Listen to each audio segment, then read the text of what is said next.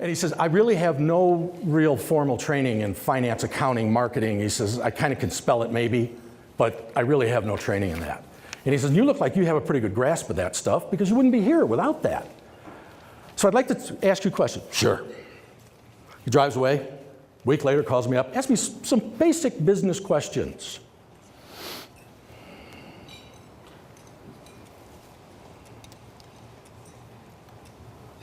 In the early spring, mid-spring of 1997, he calls me up and he says, Mark, I have a vision. Really? A vision? Tell me about that. And he said, my vision is a ranch. And people will come to the ranch and they'll spend a week or 2 weeks or 3 weeks or a month or a year, and all they'll do is Parelli natural horsemanship. Really? What do you think of that idea, Mark? Well, it's interesting, but before I got too excited about this, I'd want to know some things. I'd want to know where the highest density of the horse-owning public resides. And I'd like to know the demographics of what they earn, because I'd like to know what share of wallet I can get from them. And I'd like to know what state is the best one. I said, there's a lot of research. It's an interesting idea, but you know, it's interesting. And he said, well, I don't have any of that, but I have a ranch. And I remember, and this is absolutely true, now keep in mind, I was the largest stockholder of that bank. I have heard every wild-eyed lunatic idea, business plan, just crazy out there stuff. And I took the phone and I looked at it and I went, well, good luck. And he goes, no, wait. And I said, well, Pat, you bought a ranch? And he goes, I bought a ranch. It's gorgeous. It's magnificent. But you violated all the basic business principles. You can't do this. You spent your money before you know where your market is. This is madness. Okay, where is it? He said, it's in Colorado. And I think, well, okay, Colorado, you know, Denver, Broncos, football team. Bronco's a horse. You know, maybe it's horses, right? And he goes, that's me and Pat 2001, by the way. There's a couple of jamokes for you, I'll tell you. He says, it's in Pagosa Springs, and I get out my map. And I go, all right, give me a little more information. I can't find it. And he goes, no, it's right here. It's 50 miles east of Durango. Now, it took me a long time to find Durango. And I go, are there a lot of horses there? And he goes, not a lot. And I go, what possessed you to do this? And he says, you have to see it. You have to see it. Really? Now, at this time, I have a ranch in Illinois in the Fox River Valley, and I have one in Ocala, Florida. And I know a little bit about horses, but not much. So, how did he get here? How did he find Pagosa? He was a professional rodeo rider during the late 70s and early 80s. In fact, in 1974, he was Rookie of the Year for bronc riding. And what they used to do is they would compete at 4 or 5 or 6 rodeos each weekend, and he drove through Pagosa Springs, and he remembered saying to himself, my gosh, this is beautiful. So, and I find out this story once I get here. 1986, he's driving through Pagosa, he's doing seminars, Have Savvy, Will Travel. And he's doing one in Del Norte. And he gets to Pagosa on a Saturday. He gets to Pagosa Springs on a Friday night. It's almost 9 o'clock. And he's been over Wolf Creek Pass before, and he has a crappy pickup truck and a crappy trailer. That's the original trailer. We still have that trailer. That trailer has over 1 million miles on it now. And he gets to Hot Springs Boulevard, and he goes, you know what? This is dangerous going over the pass in the night with a junky pickup truck. He says, you know what I'm going to do? I'm going to turn right at Hot Springs Boulevard, and I'm going to look for somebody that's got a corral with no animals in it. And I'm going to ask them if I could put my horse in it, let my horse get out of the trailer, and I'll just sleep in the truck. Little sidebar here. Most of you don't know this, but at the Olympics in Los Angeles, Pat did a bareback and bridleless demonstration of horsemanship on a mule.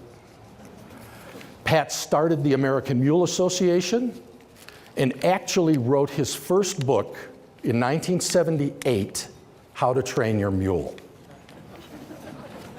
It is an awful book. It's horrible. However, he goes to the first house that he sees, porch lights on, it's Pagosa, corral with no animals in it, and he goes and he knocks on the door. And the guy that opens the door says, "Can I help you?"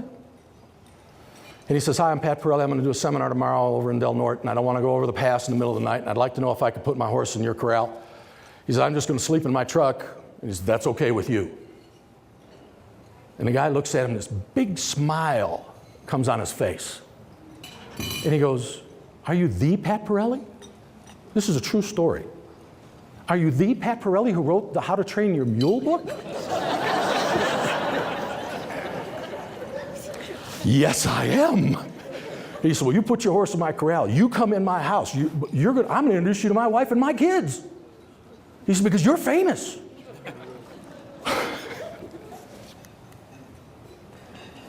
Ross Aragon, an absolutely true story. Mayor of Pagosa for 33 or 34 years. And from 1986 until 1987, Ross was the best ambassador of Pagosa Springs you could imagine. And what he did is every time the Jim Smith Realty newspaper came out, his magazine that he publishes, Ross would get it, circle ranches on it, and send it to Pat in California for 8 years. And they would talk, and they'd talk about mules, and they'd talk about stuff. And they were just kids.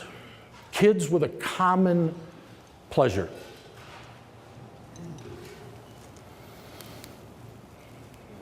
So let's go to 1997. I agree to come to Pagosa Springs. Pat says, "You won't believe it, it's gorgeous." I pull in, and keep in mind, I land in Durango, and in 1997, it's like this, and I don't do air sickness real good, so I'm not in a good frame of mind. And I drive 50 miles, and I don't see much. I see very little that inspires confidence in me that this is a viable place to do business. And I pull onto the ranch. As I pull on, he says, "You know, we have a ranch house and we have a farmhouse." He says, "You could stay in the farmhouse." Just so that you understand, that's the farmhouse. That was a wreck. They hauled off in the first year 36 dump truck loads of garbage off of that property. And I'm like, "You are absolutely mad. You have lost your mind. How much did you pay for this? You are clueless." No, you have to see Pagosa." And I said, "Well, I want to see some customers is what I want to see." So time goes on, we talk a little bit more, and I say, "Well, show me the office." I said, "Where's the office?" He said, "We have an office in town." And I go, "Oh, well, there's a town." I hadn't seen the town yet. So he takes me into town. It's a 2-car garage with a leaky roof. I'm like, my God, you have got to be kidding me. I said, this is madness. And I said, "Well, if I'm going to help you, I'm going to need some access to information, financial information." So I do that, spend a little time. By the way, that's Pat and Linda, 1997. Now, I will tell you something that really struck me about the two of them. They are the two, in 1997, they had lived in that horse trailer for 4 years. 4 years. In that horse trailer. And they were the two happiest people I've ever met. Absolutely happy. Now, you know, I've had a wonderful career in 2 big companies, and I had a wonderful banking career, and I've had a lot of stuff, but I had stuff and money and junk, and I was never that happy. I was never that happy. And I'm like, this is very interesting. And when he loaded the horse in the trailer, I said, how did you do that? And he says, well, I have a technique. I have a series of things that I do and a sequence that I do them in that I've developed. Interesting. This is a picture of Pat at his very first seminar in 1982. And when you look at those signs around the outside, they create the principles, the 8 principles of a horseman. These have stayed the same, exactly the same, for 30 years. And he told me this. And I said, tell me about the principles of a horseman. These are the 8 principles. And as I read these for the first time, I said to myself, this is world-changing. Now substitute, and this is what I did, because I like, there's only 2 kinds of people in the world. Horse lovers and the other kind. How many of you are horse lovers? You should all raise your hands. What I did with this is I made the leap to, this is a roadmap for life. This is not just about humans interacting with horses. Now here I've got a wonderful career, but there was really no joy in it, because the way I was taught was not relationship-based. It was a zero-sum game. There are winners and losers. So what happens with that is somebody's always unhappy. The way Pat did it, everybody's happy, because the relationship is the most important part. So I looked at this and I'm like, wow, this is amazing. So let's talk about the passion. Now you look at that face on that kid at 3 years old. That's a horse lover. And I asked his mother, I said, how did Pat come to love horses? And she says, I have no idea. I have no idea. He loved horses before he was 3. His father was a wholesale furniture salesman. She was a stay-at-home mom.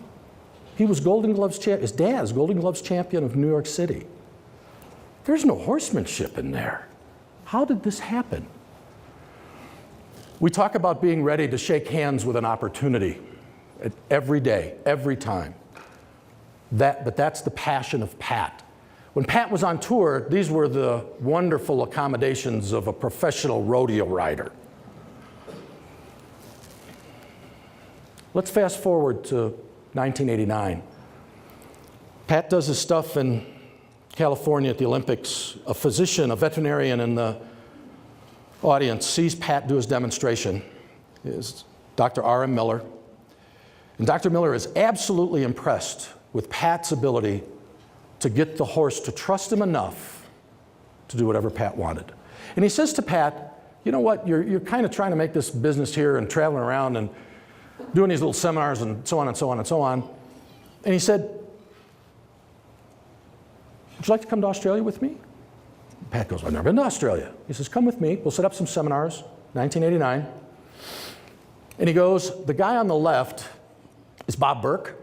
Bob Burke created a TV show in Australia called Burke's Backyard, and he featured Pat on it. And in one of the seminars that Pat was doing, we have a saying at Parelli, the prettier the rig that the horse comes in on, the worse the relationship is going to be.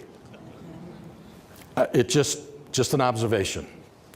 And he tells the story of a black Range Rover with multicolored graphics on the side and a matching trailer with the same multicolored graphics on the side, pulling in, and him looking at Burke and saying, you see that there? That's going to be a problem. That's trouble. Woman jumps out of the Range Rover, drops the door on the trailer, and a horse comes out like it was shot from a cannon. On its back legs, 15 feet tall, and this little wisp of a woman is holding on to this 1,200-pound kite.